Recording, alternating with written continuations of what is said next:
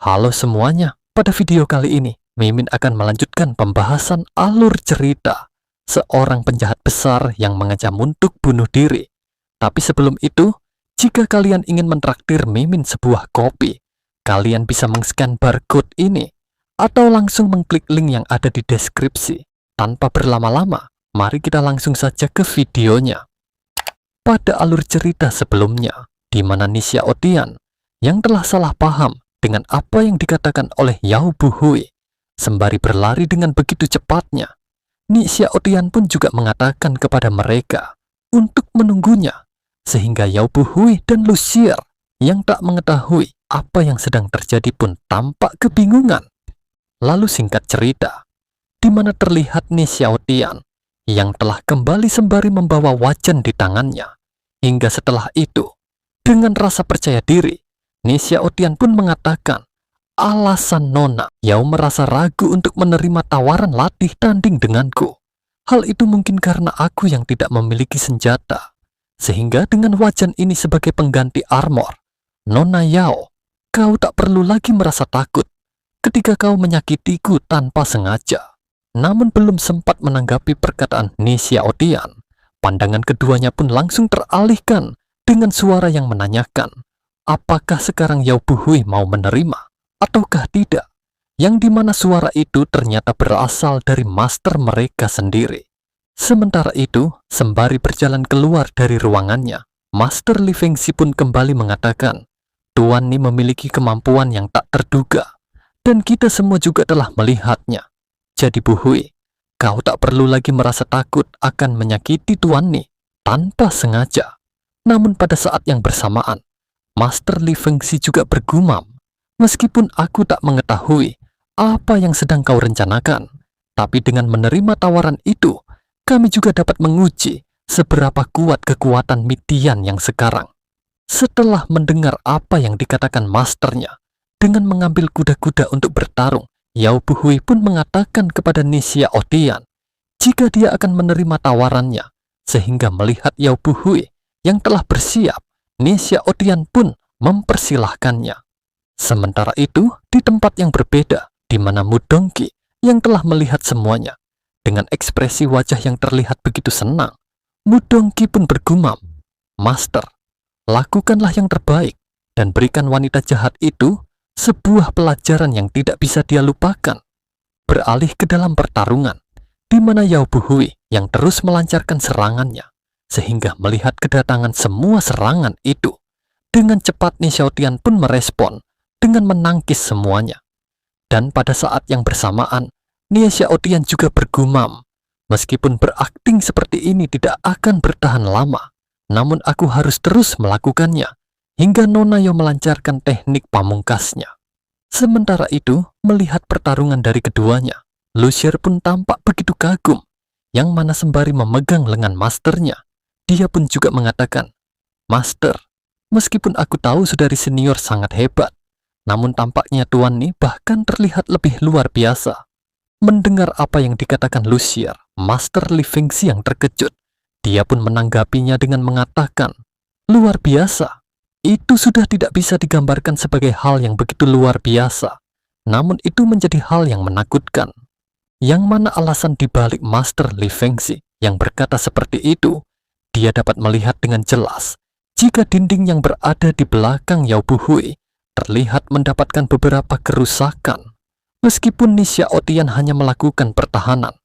Hingga setelah itu, dengan wajah yang terlihat panik, Master Li Fengxi pun berpikir, kekuatan tinjunya yang dapat meluas tanpa melukai Buhui, namun cukup kuat untuk memberikan kerusakan pada dinding di belakangnya.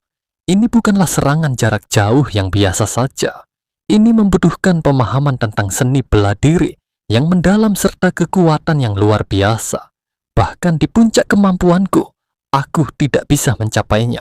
Sementara itu, di mana Nixia Otian yang masih terus menahan serangan yang dilancarkan oleh Yao Buhui, dia pun bergumam, Nona Yao terus menggunakan teknik yang sama. Apakah mungkin dia sedang pemanasan? Jika seperti itu, setelah dia selesai, dia mungkin akan melepaskan teknik pamungkasnya. Lalu disitulah aku akan mengambil keuntungan darinya. Dan singkat cerita, di di mana Yao Buhui terlihat mengganti kuda-kudanya, hingga setelah itu, dengan mengangkat pedangnya ke arah atas, Yao Buhui pun langsung melepaskan serangannya tepat menuju ke arah Nie Xiaotian. Sementara itu, saat melihat kedatangan serangan pamungkas itu, Nie Xiaotian pun bergumam, "Ini dia, inilah kesempatan yang selama ini kutunggu-tunggu."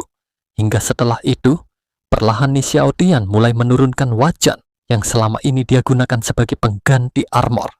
Menyadari apa yang sedang dilakukan oleh Nie Xiaotian, dengan keterkejutannya, Master Li Fengxi pun mengatakan, "Apakah Tuan Ni sungguh akan menerima serangan itu?"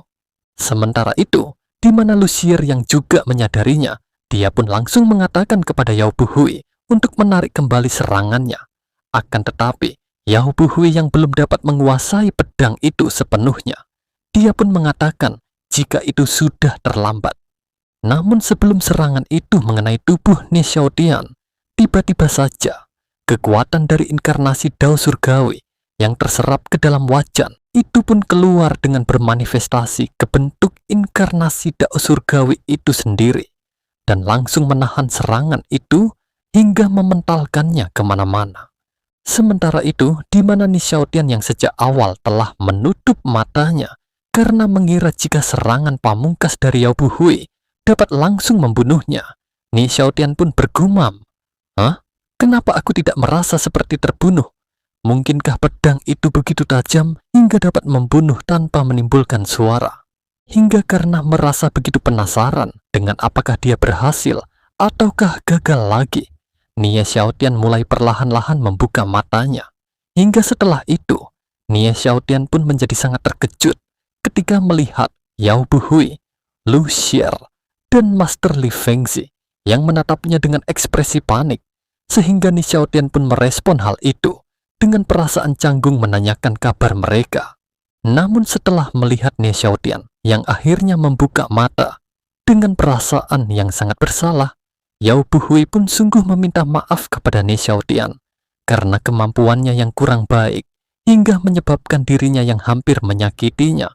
Mendengar apa yang dikatakan oleh Yao Buhui, sembari mencoba menenangkannya, Nie Xiaotian pun mengatakan, "Nona Yao, kau tidak perlu begitu keras dengan dirimu sendiri. Ini hanyalah masalah kecil, sehingga kau tidak perlu mengkhawatirkannya." Setelah mengatakan hal itu kepada Yao Buhui, Nie Xiaotian yang tidak mengetahui apa yang baru saja terjadi pun bergumam.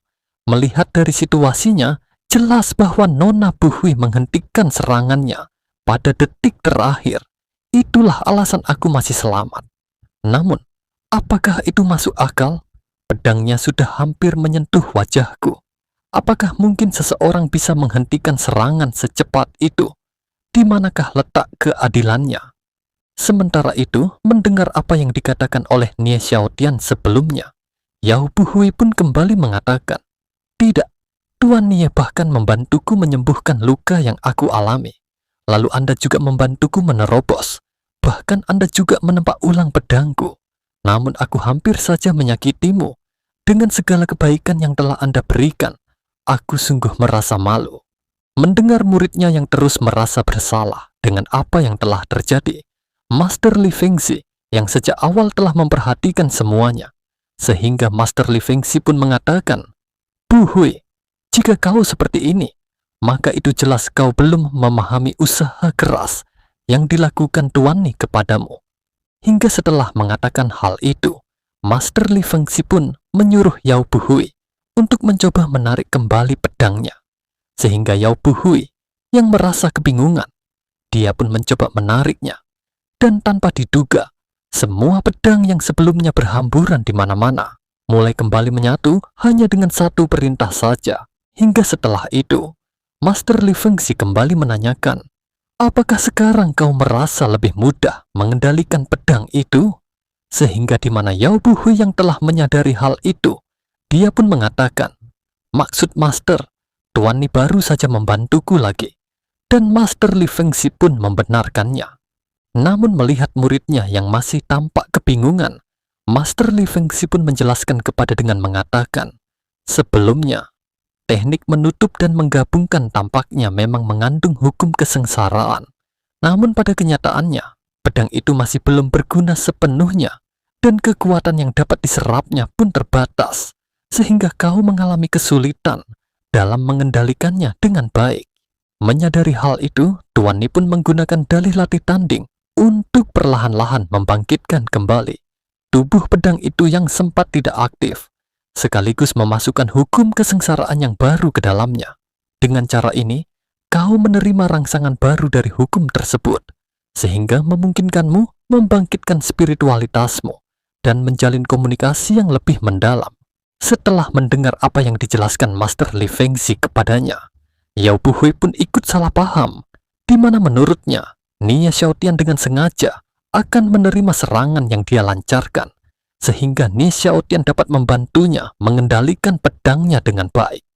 Dan begitulah terlihat Lu Xier dan Yao Buhui yang sangat memuji Nia Xiaotian tanpa memahami maksud di balik tindakannya. Namun pada saat yang bersamaan, terlihat juga Nia Xiaotian yang langsung terbaring lemas setelah mengetahui rencananya yang gagal lagi, di mana dengan rasa kehilangan semua harapannya, Nia Xiaotian pun berpikir, mengapa rasanya begitu sulit hanya untuk bunuh diri? Beralih ke Master Li Fengzi yang kembali berpikir untuk memanipulasi kekuatan dari kesengsaraan surgawi seperti itu. Mungkin saja kekuatan Nia Xiaotian saat ini jauh lebih unggul daripada kehidupan masa lalunya sebagai Midian. Sekalipun kami bertiga menggabungkan semua kekuatan, kemungkinan besar mustahil untuk menyakitinya. Namun mengapa ketika Midian memiliki kekuatan seperti itu, dia malah membantu kami berulang kali? Mungkinkah dia sungguh berencana menggunakan kami untuk tujuannya? Setelah mempertimbangkan semua hal itu, Master Li Fengzi pun mencoba mengkonfirmasi apakah dugaannya itu benar. Namun saat menoleh ke arah Nia Xiaotian, Master Li Fengzi pun dibuat sangat terkejut, yang mana tanpa sepatah kata, Nia Xiaotian justru melangkah menjauh dari tempat itu dengan ekspresi yang begitu murung. Namun, di mana Nia Xiaotian yang belum melangkah terlalu jauh, dengan melirik ke arah Master Li Fengzi dan yang lainnya, Nia Xiaotian pun mengatakan jika dia akan berjalan-jalan sebentar dan meminta ketiganya untuk melakukan apapun yang mereka inginkan. Hingga setelah itu, Nia Xiaotian juga bergumam, dasar sialan, aku tidak menyangka, meskipun dengan melakukan hal itu, aku masih saja tidak bisa bunuh diri. Jika seperti ini terus, aku harus mencari tempat untuk menenangkan diri. Sementara itu, melihat Nia Xiaotian yang begitu murung, Yao Buhui dan Lu Xier yang mengkhawatirkannya, keduanya pun menanyakan apakah ada sesuatu yang bisa mereka bantu. Menanggapi apa yang mereka tanyakan, sembari mengangkat tangannya dengan begitu lesu, Nia Xiaotian pun mengatakan, tolong bantu aku memberi makan keledaiku. Dan ngomong-ngomong, mulut keledai itu sudah rusak karenaku. Ia tidak suka memakan rumput. Beri saja dia makanan yang dimakan orang. Mendengar apa yang dikatakan Nia Xiaotian, sembari menyeringai, Master Li Fengzi pun bergumam, keledai memakan apa yang dimakan manusia. Keledai ini memang hewan peliharaan iblis yang dibudidayakan secara khusus oleh Midian. Hingga setelah itu, dengan wajah yang tampak ceria, Master Li Fengzi pun mengatakan, Tuan Ni, tenang saja. Aku akan berusaha sekuat tenaga melayani keledai kecil itu. Setelah melihat Nia Xiaotian yang akhirnya pergi meninggalkan penginapannya, dengan ekspresinya yang kembali berubah menyeringai, Master Li Fengzi pun bergumam, dia sungguh memintaku untuk menyiapkan makanan bagi monster keledai ini. Tampaknya Midian sungguh ingin merekrut kami. Kalau begitu, aku mungkin sebaiknya ikut bermain sementara waktu dan menabur benih-benih kebenaran untuk mengalahkan kejahatan di masa mendatang. Sementara itu, mengetahui masternya lah yang akan menyiapkan makanan, Lu Xier pun langsung merengek ke Yao Buhui dengan mengatakan, kakak, apa yang harus kita lakukan? Sepertinya master akan memasak untuk kita dengan serius. Aku masih muda, dan aku juga tidak ingin matot di usia muda. Menanggapi rengekan dari Lu Xier, Yao Buhui pun hanya bisa menyuruhnya untuk menyerah saja. Meskipun memang kemampuan master kurang berbakat dalam hal masak-memasak. Dan singkat cerita, di mana Ni Xiaotian yang sedang duduk di dataran liar di tanah terlarang. Dengan masih merasa sangat murung, Ni Xiaotian pun mengatakan, "Aku hanya ingin mencari seseorang yang bisa membunuhku tanpa meninggalkan jejak. Kenapa itu sulit sekali? Seharusnya aku tidak bersikap tidak langsung sejak awal, tapi aku seharusnya meminta Tuan Li dan muridnya untuk menamparku sampai matot. Sekarang ketika semua orang sudah saling kenal, bahkan jika aku berlutut di tanah dan memohon kepada mereka untuk melenyapkanku, aku yakin mereka tidak akan setuju." Setelah mengatakan hal itu, tiba-tiba saja sistem si burung hantu mendatanginya. Sehingga melihat kedatangan sistem si burung hantu, Ni Xiaotian langsung menjadi sangat kesal. Sehingga dia pun langsung mencengkeramnya. Dan pada saat yang bersamaan, Ni Xiaotian pun juga mengatakan, "Dasar sialan, sistemmu yang rusak sudah membuatku belajar selama 100 tahun. Dan sekarang, apakah kau ingin menertawaiku? Apakah kau sungguh mengira, meskipun ini dunia kultivasi, aku tidak akan berani menghadapimu?" Sementara itu, di mana sistem si burung hantu yang terus dicengkeram oleh Ni Xiaotian, dia pun mencoba menunjuk sesuatu dengan terus mengepakkan sayapnya. Akan tetapi, hal itu justru membuat Ni Xiaotian bertambah kesal. "Beraninya kau mengarahkan sayapmu ke sana kemari. Bagaimana mungkin seorang master yang hebat tiba-tiba melompat keluar dari sana dan menikamku sampai matot dengan pedangnya?" Dan begitulah, sampai di sini dulu pembahasan alur cerita seorang penjahat besar yang mengancam untuk bunuh diri bagian 9. Jika kalian suka, jangan lupa tekan tombol like-nya dan subscribe. Jika sudah, Mimin pamit undur diri dan sampai jumpa di video berikutnya.